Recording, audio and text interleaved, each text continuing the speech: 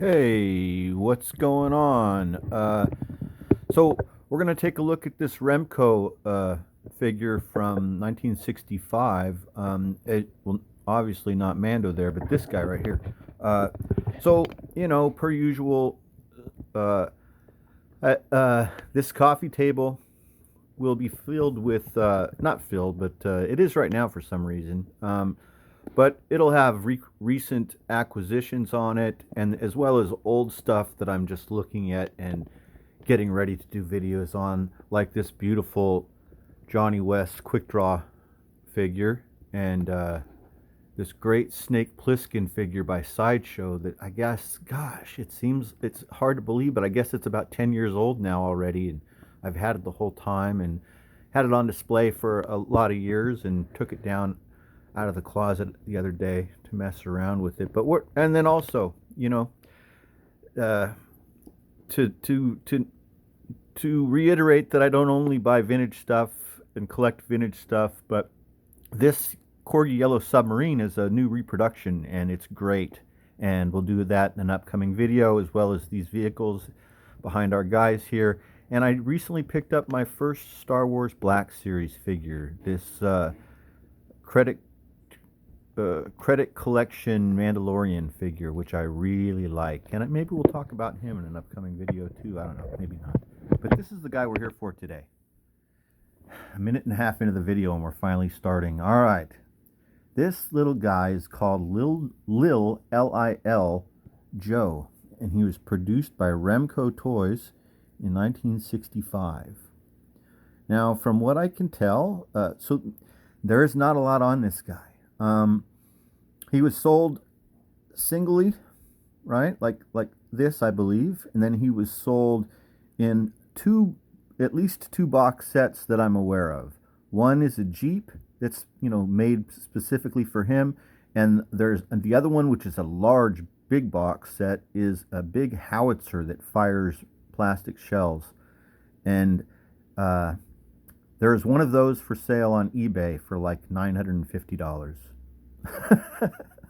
But from the pictures, you can get a good look at what this figure looked like in the package and what all the accessories looked like when they were on the tree.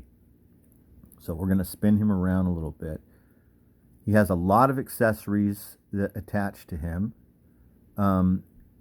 which was difficult for me, so it would have been difficult for a kid to put together, because this is a, oops, sorry, Mando. This requires defined motor skills. That's the reason why he's got everything on, because I wanted to have everything on and have him display ready for the video, so then we could take everything off and get a look at him during the video.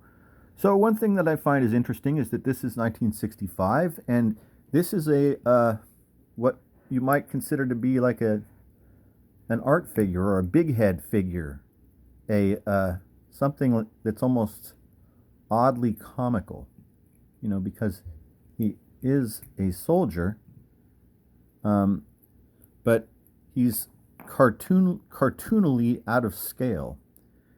He's got this great head sculpt with this smile on his face that is just outstanding. And talk about charm, right? A charming little toy.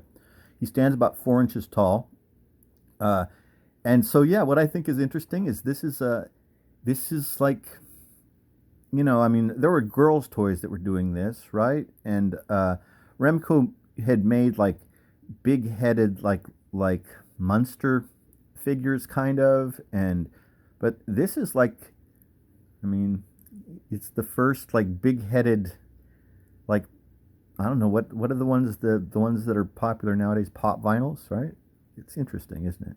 So let's take a look. We'll take his everything is very well produced to fit the figure very well. As I mentioned, it was difficult for me to put together, so it would have been hard for a kid to do all this. There's little tiny things to pop in. I mean, look at the detail on the binoculars here. Really nice.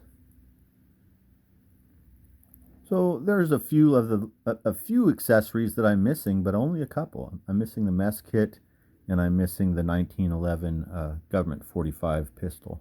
It's got an M1 rifle that looks great.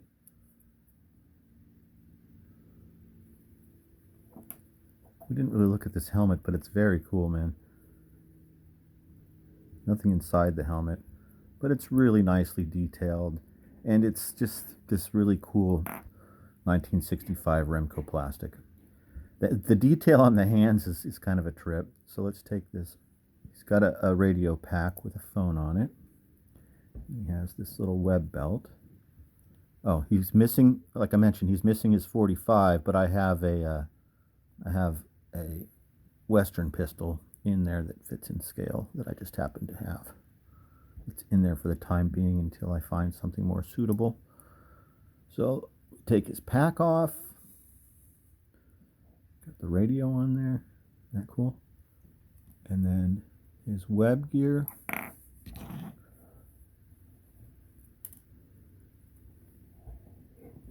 That's just the pistol. So all this stuff comes off. The entrenching tool comes off. And the canteen comes off. Pretty neat, huh? Now let's take a look at this guy a little closer. So, he's got sergeant stripes. Lil Joe.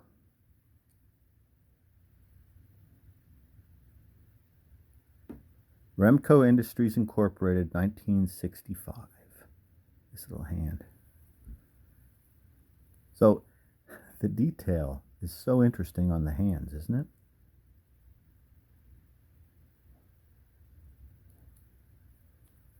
So he's got, I think, 7 points for articulation. A little bit of a scrape on his cheek right there. That is kind of I don't know, a paint rub or something. I might even consider touching that up if I have something that matches really close, because I like this figure that much. I might really touch up this figure. I'm thinking about it. I mean, I've seen pictures of other of these figures that have white teeth. I might do that. I might do the eyebrows a little bit. So he has this really cool little stand made of plastic, obviously, that fits him perfectly. Comes out, and he can still stand without the stand. You just have to kind of get him in the right position. There he is. So that's Lil L-I-L Joe, which I think is cool too. So I hope you enjoyed the video. Thanks for watching. Like, share, and subscribe, and I will talk to you next time.